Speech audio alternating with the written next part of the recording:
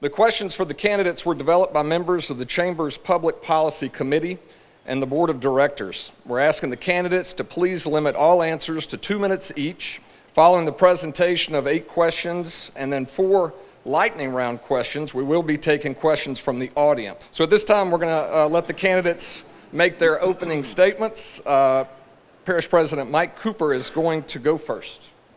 It's an honor to be here today, and I want to thank the Chamber and the sponsors and everyone who took time out of their busy schedules to be here at this luncheon today.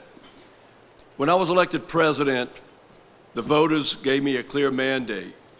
Amongst other things, they wanted solutions to drainage and flooding. They wanted to plan to deal with traffic. And they wanted our parish to remain safe. And they wanted to make sure that we work diligently to maintain what makes St. Tammany Parish so special. We've made the largest investment in infrastructure improvements in parish history. We authorized the first ever parish-wide drainage plan. We've implemented plans and safeguards to ensure our growth does not outpace our infrastructure. And while other areas of the state are seeing rises in crime, our parish remains one of the safest places to live in Louisiana. The investments and work that we have done is paying off. You can see it happening in real time, every day, all over the parish. I'm excited about what we've accomplished and how far we've come. And with your help, I can't wait to see how far we can go. Opening statement from Mayor Cromer. Thank you, Charles, and thank you also to the Chamber for hosting this event. Thank you to each and every one of you that took some your busy time out to join us and hear us out. You know, some of you in here probably heard me say before that being the mayor of Slidell is the best job I've ever had. And day in and day out, it is by far the most fun, the most enjoyment, the most rewarding job I've ever had in all of my career, 40 years of government and business. And if you look at that, you wonder, well, why would I want to take on this challenge, this big task? I mean, the city and the parish, it's almost tenfold budget-wise, population-wise, size-wise, more than that. But why would I want to take on that challenge? And the reason is short and simple. When we came to the city of Slidell 5 years ago, we saw a lot of opportunities for improvement. We called it opportunities to excel. We saw permits processes that were outdated. We saw policies that were outdated. We saw a city that was known as the city of no. We saw opportunities that we could change those things and make our community a better place. And we did that. And we see St. Tammany Parish as the same way. Same problems that we had 5 years ago are in existence in the parish. We think that we can do what we did in the city, scale it to the parish level, and make us a better place to do business, to live, to work, and to play. We've got a proven track record of doing that. My track record in the House of Representatives and okay, I got it. Anyway, leadership can't be mandated. Leadership is something that has to be developed and evolved through open communications and effective team building, developing a spirit of cooperation, and giving a direction for our community together. Together we can work to improve our way of life here, to improve our quality of life here, still have people come, still operate and bring businesses into our community, and share with the outside world that wants to be a part of us. With that, if you elect me, when you elect me Parish President, I will bring that type of leadership to you, and we'll move the parish forward in a positive direction. Chamber members have expressed several issues of concern for the parish now and in the future: the fiscal situation, roads, traffic, and infrastructure, intergovernmental strife and controversy leading to negative publicity for the parish. The balance of smart growth versus problematic development regulations and moratoriums and lost business development opportunities. So that's the statement, and this is the question. Again, the first question we'll start with Mayor Cromer. On the issue of the parish fiscal condition, there is a wide perception, evidenced by failed sales tax measures, that it is not a revenue problem, but a spending problem. what in your view is the actual state of affairs? Do we have a revenue problem, a spending problem, or no problem at all? I think the biggest part of the problem is the parish budget is a lot like the state budget, and then it's in that it's constrained by law and by statute, by charter, that monies that are brought in to the parish are designated into certain pots or funds that are created to serve our community, whether it be roads and bridges, whether it be water, whether it be justice and jail, sheriff, what have you. And I think one of the things we need to look at is some of these funds have balances in them that indicate that not that we're bringing in too much tax dollars, but that we're just not spending them quickly enough. And we need to take a look at those balances and maybe put together a plan and come back before the people, not ask you for more money, but come back before the public and ask you, can we redistribute some of the taxes that you've given us? Can we take this 10 mills you've got in X and take 5 and redistribute 2.5 to Y and 2.5 to Z, so that we can be more effective and efficient with the dollars and cents that you give us without asking you for more money? And maybe do this for 3 years, 4 years, 5 years, whatever, until we get the ship righted, and then go back to the way it was before. But some of these things have been put in place 10, 20, 30 years, and they truly are outdated and need to be adjusted for the way we do business currently in our world and in our parish. All right. Parish President Cooper? Thank you. The tax structure that we have is absolutely broken. We've got revenue dedicated to a 2-cent sales tax that's dedicated to roads, bridges, drainage, and infrastructure. However, we have a loss in revenue due to a sales tax failure in 2018 that is preventing us from fully funding our state-mandated criminal justice system. That's the critical funding for the DA's office, the sheriff's correctional facility, the judges, providing operations and maintenance of our justice center, which has been paid off, but we still need to maintain it. So we've got money in those funds, and with the failure of those taxes, we attempted with a revenue review committee made up of elected officials and those who would benefit from the state mandated expenses and revenue to come up with a plan to replenish or replace the revenue that was lost. That was presented to the public with a great plan that was supported by the business groups, the Chamber, the North Shore Business Council, BGR, RPEC, and other agencies and elected officials, but it failed.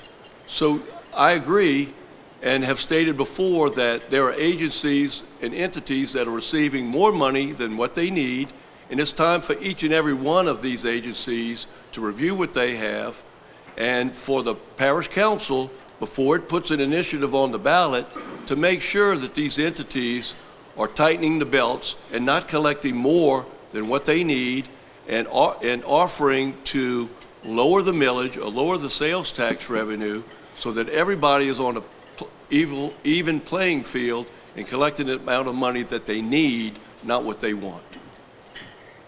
All right, question 2. Parish President Cooper, you'll go first, followed by Mayor Cromer. If in fact the parish does not have sufficient revenue to meet its obligations, is it a messaging problem, and what is your plan, if elected, to change public perception to the contrary and rebuild public trust in parish government? Well, I have absolutely been attempting to rebuild parish trust, the trust of the public into parish government. I've proposed initiatives to the parish council, our legislative body, that would provide more infrastructure, that would solve some of the financial problems that we have. Some agreed to the plan and some did not want to buy in. I mentioned before the Revenue Review Committee. This was a perfect opportunity to restore trust by working together, by having every elected official on board to instill in the public that the money is indeed needed. And we will continue to work with that. We have a judge at this time reviewing a plan that we've submitted to them to get an answer on what exactly is our mandated expenses compared to what is reasonable and compared to what is discretionary. I think once we get that determination, it'll be easier to get all parties involved, all stakeholders involved, to come up with a plan to determine what amount of money is needed so that we can provide the state mandated obligations that we have to support these agencies that are so important. Mayor Cromer? Thank you, Charles. First, I think before we can go before the public and ask them to realign any funding mechanisms, they've got to trust us, and they've got to believe that we've got a plan. And one of the things that I would like to do right off the bat is to convene what I've been calling a government summit, where we would bring the parish administration CFO, the chief judge and his CFO, the clerk of the court, her CFO, the DA and his CFO, the sheriff and his CFO, all of the agencies in the parish that are drawing money or drawing funds from our tax dollars. Go in a room, and if it takes, I don't care if it takes a day or a week or a month or 3 months, but come out of that room together, standing shoulder to shoulder in front of the general public with an idea of how we're going to solve these funding problems, not just the wants that people in these agencies want, but the needs that they have to be able to assure that they can continue the level of services that we have come to expect and deserve in our parish. But figure out a way to stand shoulder to shoulder and stand in front of the public and show them that plan so that they can have a little confidence in that these guys are not arguing and fighting and bickering. They're not suing each other. They're standing shoulder to shoulder, and they've got a plan to move us forward. If we do that, people may develop the confidence and trust that they need to have in us to enable us to reshuffle funds through a referendum. And I think that's the only way that we're going to get out of this. And that's the big part of it, is restoring trust and giving people confidence that we know what we're doing and that we have a plan to move forward. Third question, this will reverse order again, so Mayor Cromer will start with this one. There are many areas in the parish where basic infrastructure, roads, sewage, and water are lacking, and in some areas simply non-existent. Do you agree that this is a problem, and what would you do to improve parish infrastructure? Absolutely agree it's a problem. I don't think anybody would disagree with that. There are numerous problems with the sewer, water infrastructure, roads, drainage, retention and detention capacities, no doubt about it. The first thing that I would do in that is take a look at our staff and see what we have that are available. Do we have the expertise to solve these problems? Do we have the people on board that are smart enough to be able to provide answers to our sewer or water problems in particular? On the east side of the parish, we've got significant water issues. There's some water systems on the west side of the parish, same issues. Do we have the expertise on board? If we do, then do we have the finances to be able to do that? And the answer to that's going to be no pretty quickly.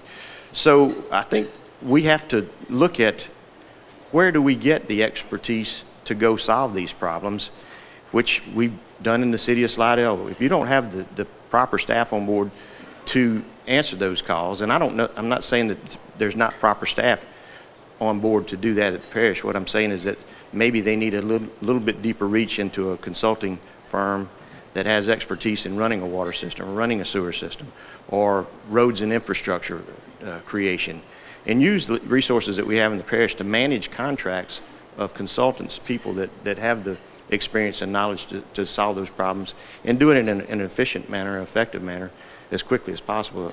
Some of the water problems we have in the parish are just, they're untenable, and people will, when your dog won't drink water out of the bowl you put from the faucet, that's a problem. He's smarter than we are at that point. So so the only solution I see to that is to put out RFQs and come up with people that have an idea of how to do these things, that are interested in doing public-private partnerships and partnering with the parish to provide the resolution and the resources needed to fix these problems. All right, same question. Mr. Cooper? This administration has shown over the past 3.5 years the dedication that we have in investing in our infrastructure, roads, bridges, drainage, water, and sewerage. In 2022, we dedicated $27 million towards these improvements. In 2023, this year, $44 million. It could have been more than that, but the legislative body decreased that $60 million to $44 million by decreasing several projects that we had on the books. And with regards to water and sewer, that is absolutely one of the most important infrastructure improvements that we need to make. We have taken our ARPA money, our local share, and partnered with our water sector money that we receive from the state to receive $80 million for water and sewer infrastructure improvements. Those projects are being designed at this time, and one of the first projects is going to be put out for bid in the weeks to come.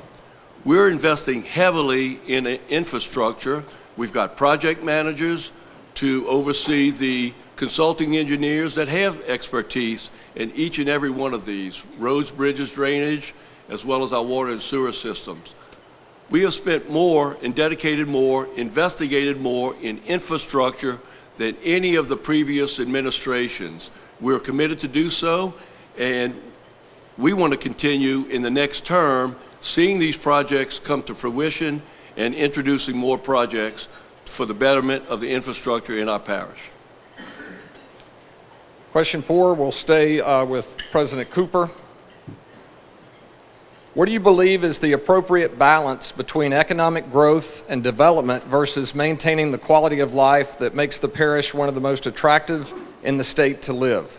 The parish has lost some high-profile developments of late, and others have been in the news. Do you believe that these are competing interests, and what will you do as parish president to see that both can be accomplished simultaneously? Well, I have been indicating and expressing how there is a balance of growth and development between commerce, advanced manufacturing, and residential. There has to be a balance. Our community can't survive on all residential. We need to have that balance of distribution, advanced manufacturing, logistics, that will provide jobs and will provide an area that we can dedicate infrastructure and dedicate easy ways for trucks to get in and out. It is a balance. When large companies want to locate in St. Tammany Parish, they want to know too that we have sustainable neighborhoods that aren't flooding. Some of the newer neighborhoods that we've seen after taking office, these newer neighborhoods are flooding after large, several inches of rain, but they should not do so. It has to be a balance, and with the zoning density moratorium that's in place right now, that has put a pause on new high-density residential development. However, it promotes development and building in areas that already have zoning classifications for single-family development. So there is a balance to provide jobs as well as to provide sustainable neighborhoods for our families to move into. Mayor? Thank you, Charles. We are losing business to Hancock County and to Tangipahoa Parish, and that is just completely unacceptable. We try to grow the economy here so we don't have to go back to the taxpayers and ask them for more money, so that we don't have to ask them if we can distribute more money. We're the 4th fastest or 3rd fastest growing, depending on the poll you look at, growing parish in the state, and the only state in the southeast that's losing population. So people are coming here because they want our way of life. They like our way of life. we've got to manage the growth that we're having, and I do applaud the administration for the AML overlay on 1088. That is a huge step forward, I think, in supporting advanced manufacturing and logistics operations and creating good jobs that will take care of our families in the future. It's going to be a responsible development with the way it's being put together so that it's not going to infringe upon their neighbors. You know, the last thing that I want to see is that families like ours, where your children go and move to Colorado or anywhere else and be spread across the country. We have to grow the manufacturing sector, the economic sector. We have to do it in harmony with what we have already here, keeping in mind the folks that are here and invest in our community, but creating responsible zoning and responsible development code that will enable folks to build and not be a burden on their neighbor. Creating regional detention capacities in areas that need that type of capacity so that you don't have water runoff on your neighbors. Low level, low intensity lighting in these developments so you don't have light pollution. You don't even talk about the air pollution because the trucks are going through our communities already. We're just not getting any tax dollars out of them. They're going to our neighbors. And we have one of the richest environments for development with the 10-12-59 interchange right here in our parish. 12 all the way across our parish. We got water infrastructure in port facilities in Slidell. Mayor, your time's up. Question 5, Mayor Cromer will pick this one up. Are you familiar with the recent wetlands decision by the Supreme Court, and what do you believe the effect could be of this decision on our parish?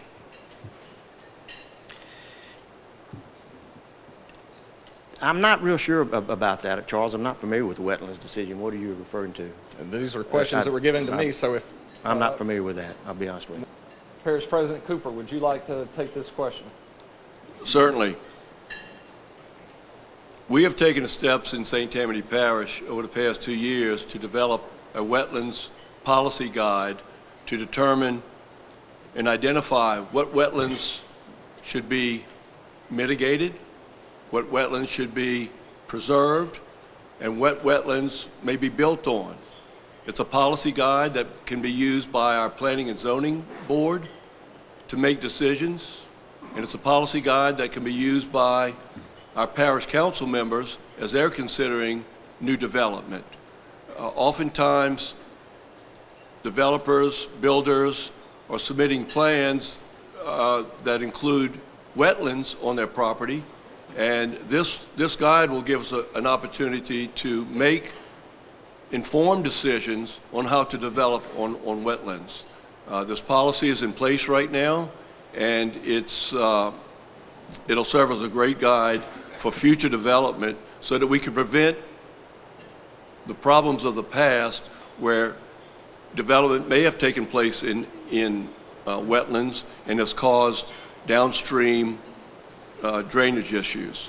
So it's a great move that we made on our part to determine so. The decision, I believe, that was made at the Supreme Court perhaps takes out certain types of areas considered as wetlands, but we're going to stick to our policy to help us guide us through development here in St. Tammany Parish.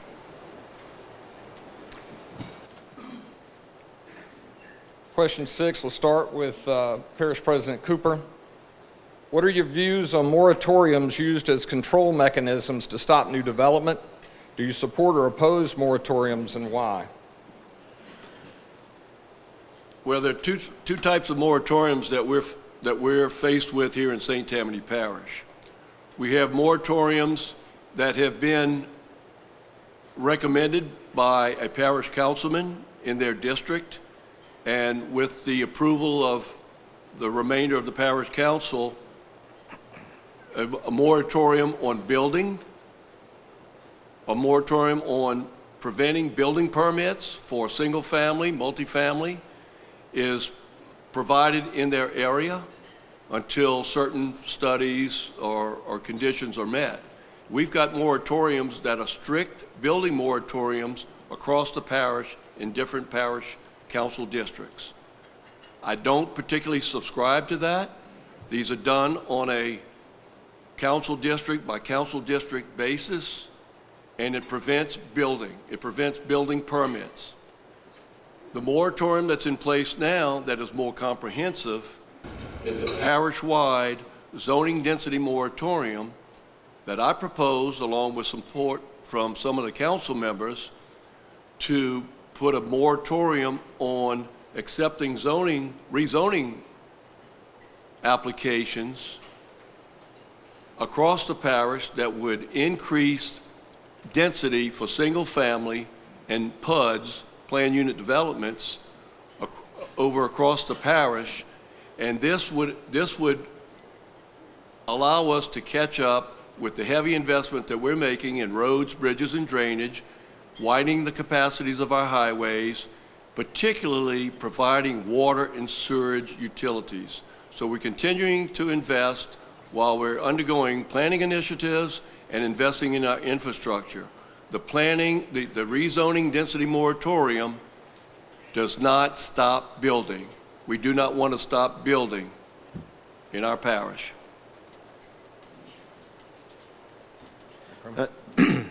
We've got some moratoriums in Slidell currently on multifamily housing apartments, essentially. Your long-term planning should support and identify where you're going to grow and how you're going to grow. Our parish has been studied to death. There's studies in the archives that we just need to pull out of the archives, take a look at, and see where we intend for the growth to be in our parish, and start moving forward with acquiring the funds through federal and state opportunities, grants, or other sources through the federal government to put in the infrastructure so that we can manage the growth. If you do that and you've got your overlays set in place, you've got the funding in place, you can put the infrastructure in, you don't need a moratorium. Moratoriums are not good for anything other than to do exactly what Mike said a minute ago, slow things down. But it can't be a permanent moratorium. We need housing, we need infrastructure. We have the ability to do those things. We've got responsible developers and home builders right here in our parish that will put in infrastructure, will put in subdivisions, will put in housing that fit within the zoning code as we have established. And if we don't have the proper code established, let's just go realign it for where we want to grow and where we want to be. It's not rocket science. I've done that before when I was at Michoud. But if you're zoned properly, if your development code and UDC is being developed, I'll take a look at that tonight. If it's being developed properly, you don't need moratoriums. All right, this first response will be from Mayor Cromer. Recent media coverage of the HRI project and the Parish Council's response, among others, indicate friction and a disconnect between the administration and the Parish Council on how the parish should be governed. What do you think could or should be done to better align the council and the president's office? Relatedly, which do you believe is the appropriate person or body to put forth the vision for the parish, the council or the president? The direct answer to that is the community. The council nor the president should be the visionaries for where we want to go. The council and the president need to work together to be facilitators to provide and develop the vision that our citizens want us to be, where they want us to grow, how they want us to evolve, how they want us to develop. The friction between the two bodies it represents dysfunction, if you will, at worst. One of the things we do in the city of Slidell when we have any kind of a development, especially a development that would be as big as this, 100-unit apartment complex, we have a pre-development meeting where we bring in the council member whose district this is in, the council member at large, those two guys, our fire department, our police, our public works departments, everybody come in a room and talk about this project. So at the very least, you've got council members that know what's going on and can voice their concern early on in the project before it gets off the ground and the project has a chance to evolve. It's purely about communication, effective communication, open communication, and sharing with the council and making sure that they are knowledgeable. They're not our adversaries. They're our partners in what we do here. Those 14 members represent our eyes and ears into their communities where they serve, and without them, you can't function. Yeah, this particular project did receive a lot of media coverage for many of the right reasons, maybe some wrong reasons. We have pre-development meetings as well. Over a year ago, the developer identified a piece of property that had current zoning that apparently met all the requirements to prevent having to get variances for parking, for height, and other requirements. And the developer was going through the process of evaluating what was needed to get a permit, a long checklist of items to go through. Just recently, the developers and the developers' representatives wanted to meet with the parish council member whose district it was in, along with members of my staff, and quite honestly, the council member was upset to learn that the zoning classification in his district, he was not aware that apartments were allowed or service stations were allowed or what might be allowed in that particular zoning classification. You know, parish councilmen, city councilmen, they should be aware of their zoning classifications in their district. They deal regularly with developers who want to come in and change a zoning and make sure that they can get projects within that zoning. But ultimately, there was some dissatisfaction. The parish council called for an investigation rather than asking for information and going through the process. We offered to do that. The investigation is absolutely unwarranted because we were very open in how the process took place. At this point, no permits have been issued. President Cooper, your time's up. Thank you. Final question, long-form question anyway, and this will start with President Cooper. How do you plan to deal with the DOTD's far-reaching access control policy that essentially can take control of projects along parish roads and impose their own traffic mitigation measures or fees? We're dealing quite a bit with that here in St. Tammany Parish. We've got state highways that are major highways that get us across St. Tammany Parish, east, west, north and south. In particular areas where there's high commercial development, we're facing that right now, where DOTD is making requirements for access into particular developments. There are times when we need DOTD's approval or DOTD needs our sign-off on those projects. We've taken steps to eliminate requirements from the parish to require TIAs or traffic studies where the state does not require the study. It was an extra step that we had, and Councilman Lorino, with our support of the parish engineer and myself, eliminated that process, making it much easier to have projects particularly on state service roads if the state DOTD does not require that. The DOTD is in a transition at this time as well.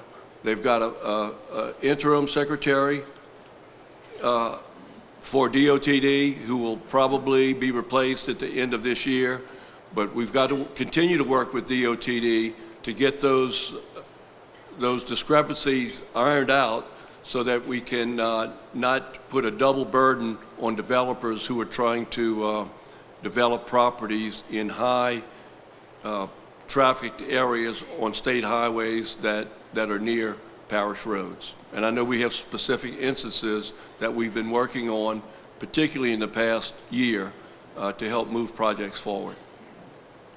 Mayor?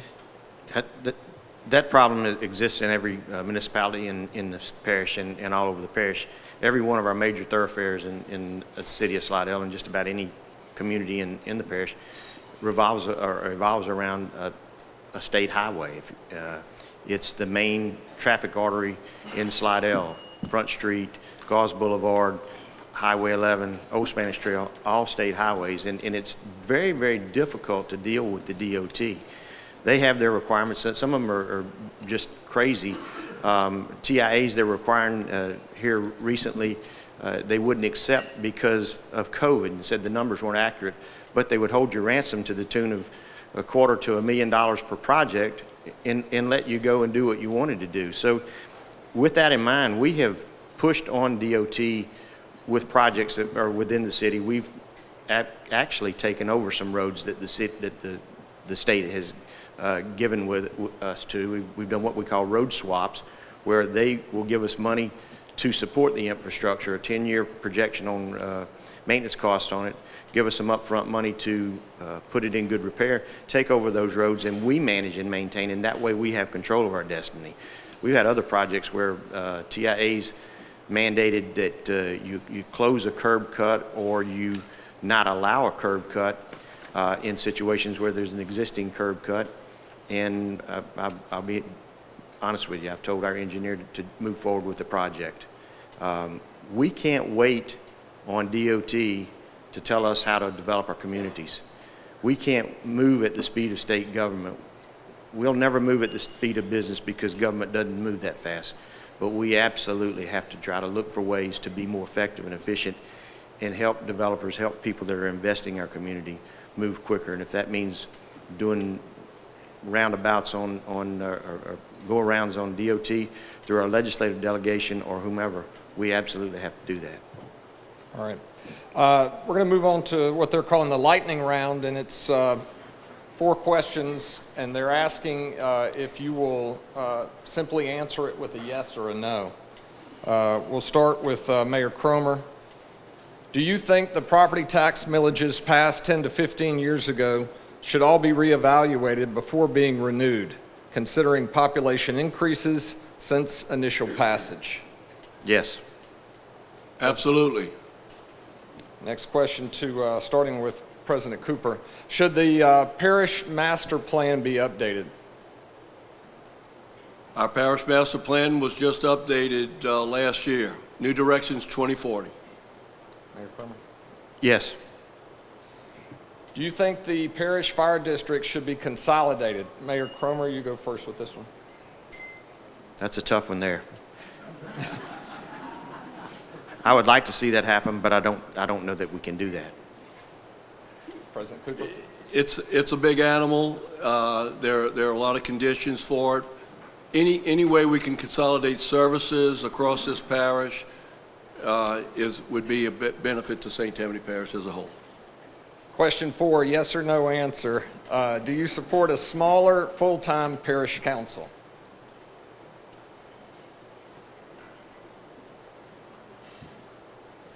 I support a smaller parish council. Not necessarily full-time or part-time, just a smaller parish council. Mayor? That's another tough one too, but yes. All right, we got time for a couple of your questions. Actually, guys, I'm going to answer the first one. What's up with Charles Dowdy's hair? Bad haircut.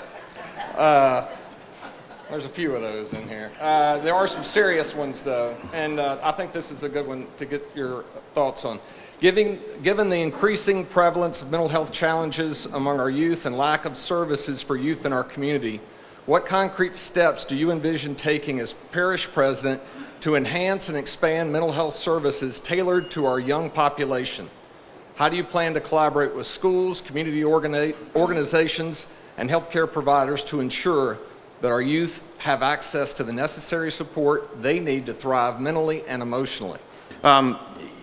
Look, there's a mental health crisis in our community. It has been for several years with suicide, opioid epidemic, fentanyl issues. All of those things have to be addressed, but they can't be addressed by government as a whole. We don't have the expertise to do that.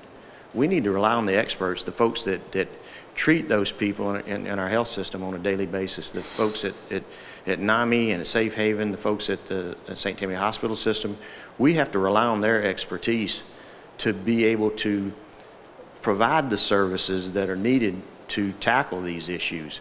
The opioid settlement that's coming, the money's coming, that needs to be spent in a manner that these experts give input and allow us to treat the folks that need the treatment the most. But to say that the parish can do that, it's just not possible. We don't have the expertise.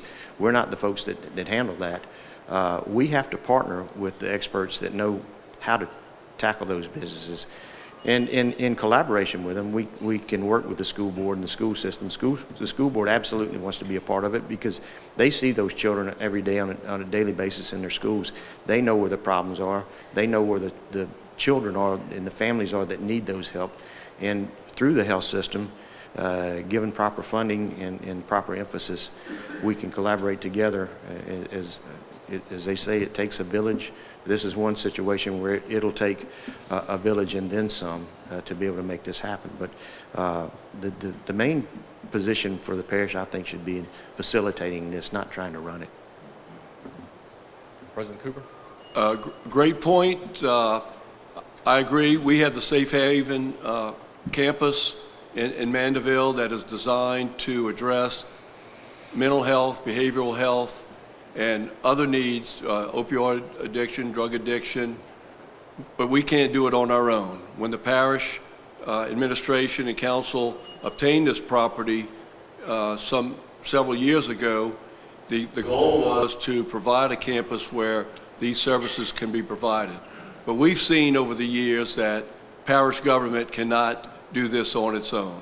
And we've been seeking help and cooperation and collaboration from our health providers, our mental health providers, our behavioral health providers, and our local hospitals to come up with a plan to be able to sustain this campus and provide the services that we have. The opioid settlement will come to St. Tammany Parish, and we have a task force that's going to help us determine what programs can be effective on that campus to address for needs for our children and for young adults and even for adults to provide services for our mental health needs. We're also utilizing, to keep the Safe Haven campus moving at this time and sustainable, we've got about $11 million in grants that are being applicated on the campus at this time so that we could keep the project moving. All right, last question, and it involves our library, and I'm going to paraphrase this, but just said would love to hear your opinions on ways to improve the library situation regarding children's books. President Cooper? Well, I could say that I am absolutely opposed to pornographic materials, sexually explicit materials in our library being accessible to our youth. There should be a way, and I believe that steps have been taken to move any type of material as such to restricted areas and to have cards accessibility for that type of information. We have a 7-member board that governs the library, just as if we have boards that govern the fire districts, the rec districts, and such. I have one appointment on the library board. There are 6 members appointed by the parish council. These members should dictate and govern the library just as these other districts do. But I am absolutely opposed to having this types of material accessible to our youth in libraries. I think that's a fairly simple solution. I don't want to ban books, burn books, or tell anybody what they can or can't read. But these books that are in question need to absolutely be taken and moved behind a counter somewhere so that a child can't randomly walk in the library and by accident, not saying that he would intentionally do, but by accident, walk in the adult section and see one of these books and pick it up and take a look at it. Put a placeholder, a card, whatever in the area of the library where the book would be. If an individual wants it, he can go over behind to the librarian, ask for the book from behind the counter, check it out if they're of age appropriate, and got the card that allows them to do that. But it's really simple. Just take these books, and you're not telling people what they can or can't read, and you're not taking these books away from people, but just taking them so that some random child, even if they're accompanied by an adult, you can't watch them all the time when you're with your children, can't accidentally pick up one of these books and see what's in there. Because the stuff that's in these books that I've seen is way inappropriate for any children to be looking at. They're not ready for this stuff, and it's not an LGBTQ issue with me. It's purely assuring that our children are brought up in a wholesome environment, just like we were, and they don't have access to that kind of materials. You can't go in a drugstore and get a magazine that's an adult magazine without asking for it. So I don't think there's any reason the library couldn't operate in the same exact way.